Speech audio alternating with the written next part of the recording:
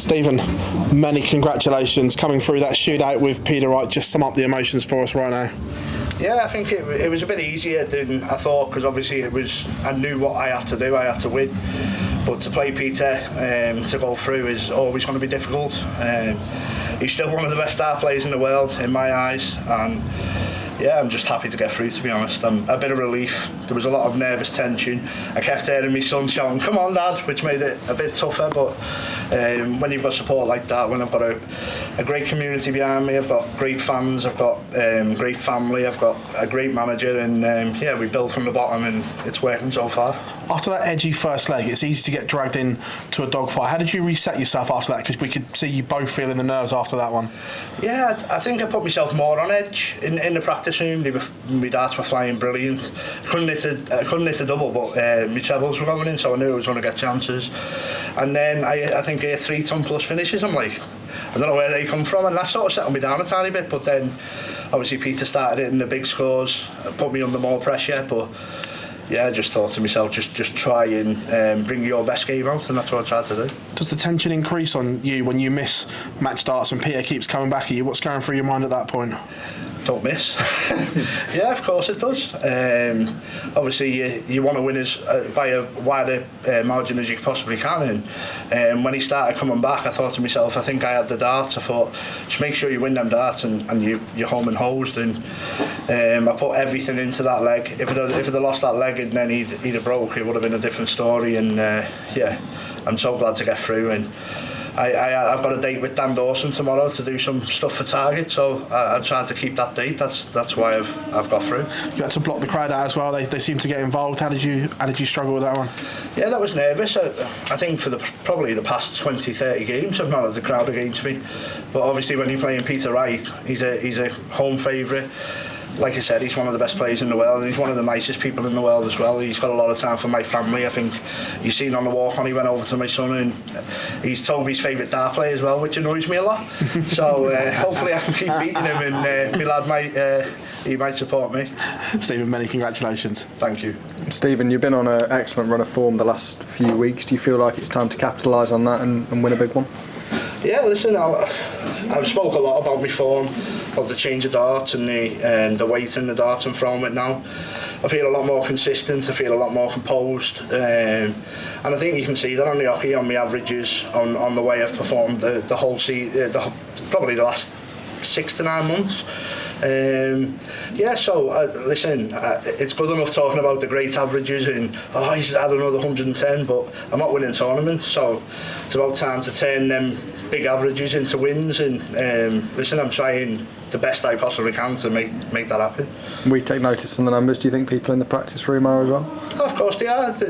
I mean, they're not stupid. I mean, I look at stats, I look at everything, to be honest. I think there was a stat out the other day, I think number 5 in the last 200 legs on performance, so yeah, I'd be stupid not to look at that. I've got to take a lot of confidence away from that as well, and listen, like I said, I'm dangerous. If I keep on top of the way I'm playing at the minute, then I can win titles, but I've got to keep doing it. You talked about Peter, you believe he's still one of the best players in the world. What does that sort of top 3 or 4 look like, in your opinion? No comment. No, listen, it's crazy because you see people coming off the tour and you see new people coming onto the tour, the likes of Luke Littler, who's averaging 110, and he's not even on the tour yet, but our tour is incredibly tough. From the bottom of the Pro Tour to when you're playing on TV, there's never an easy game, to be honest. And it's all about, you've got to believe in yourself. Obviously, there's that many good players, and if you don't, then you'll just get left behind and swept under the carpet, to be honest. You mentioned Luke there. How do you think he'll be getting on next year? Obviously, his first year on tour.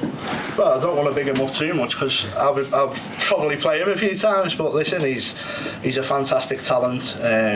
He's got a great team behind him, and I think he's definitely one to watch for the future. Okay. Cheers, Stephen.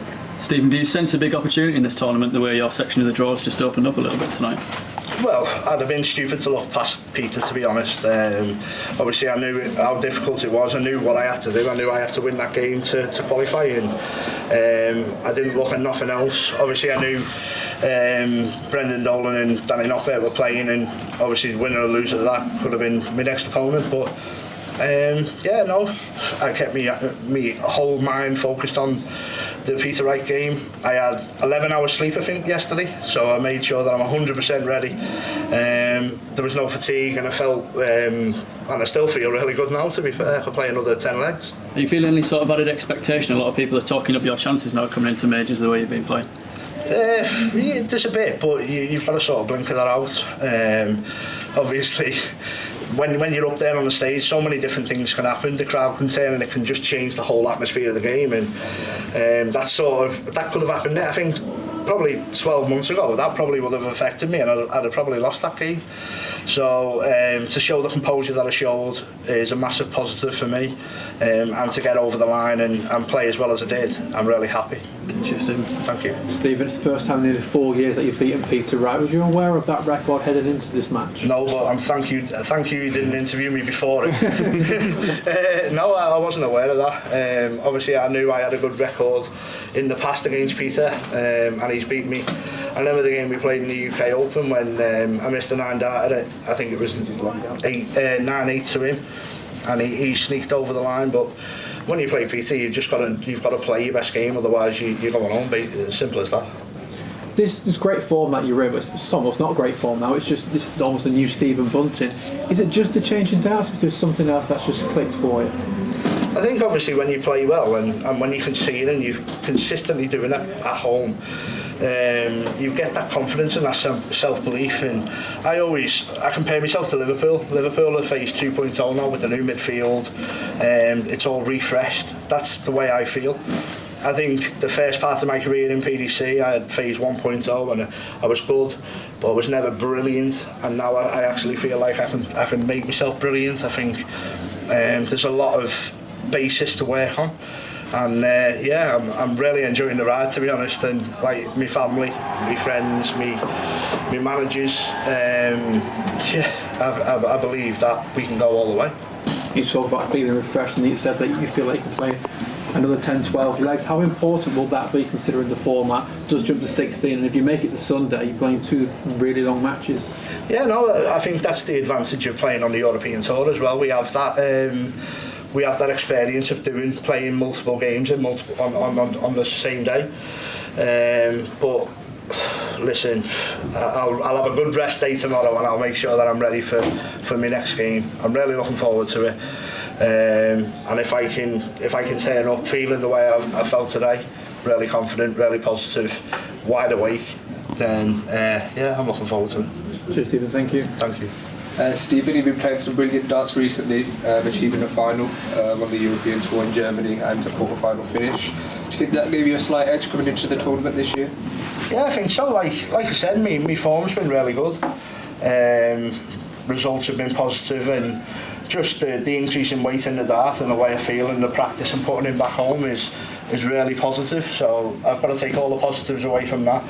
And I'm just looking forward to playing every single game, regardless of results, and coming away and taking every positive out of win or loss.